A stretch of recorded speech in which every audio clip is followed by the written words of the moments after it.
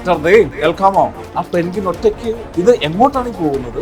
Penguin എങ്ങോട്ടാണ് പോകുന്നതെന്ന് ആർക്കും അറിയില്ല സൂരജ്. അതെന്തോ മനസ്സിലുറച്ച പോലെ ദൂരെ കാണുന്ന മലയിലേക്ക് പോവുകയാണ്. എന്തിനാണ് അവൻ പോകുന്നത്?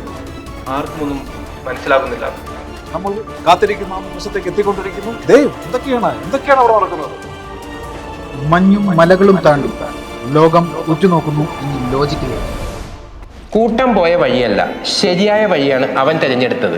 അഡ്മിഷൻ സമയങ്ങളിൽ നമ്മളും പലപ്പോഴും ഇത് തന്നെയാണ് ചെയ്യുന്നത്.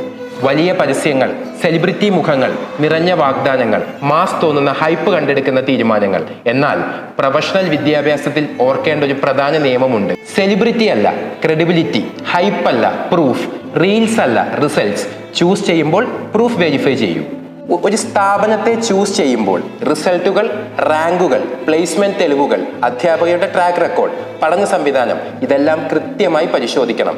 ഇവിടെ ഷോ അല്ല സംസാരിക്കുന്നത്, കണക്കുകളാണ്. പ്ലാൻ ചെയ്ത പഠനം, സ്ഥിരമായ മോക്ക് ടെസ്റ്റുകൾ, വ്യക്തമായ കരിയർ സപ്പോർട്ട് ഇതാണ് യഥാർത്ഥ വ്യത്യാസം സൃഷ്ടിക്കുന്നത്. കൂട്ടം പിന്തുടരുന്നത് ഹൈപ്പിനെയാണ്, വിജയികൾ പിന്തുടരുന്നത് വെരിഫിക്കേഷനെയാണ്. വ്യത്യസ്തമാകാൻ ധൈര്യമുണ്ടെങ്കിൽ വിജയം പോലും വ്യത്യസ്തമായിരിക്കും.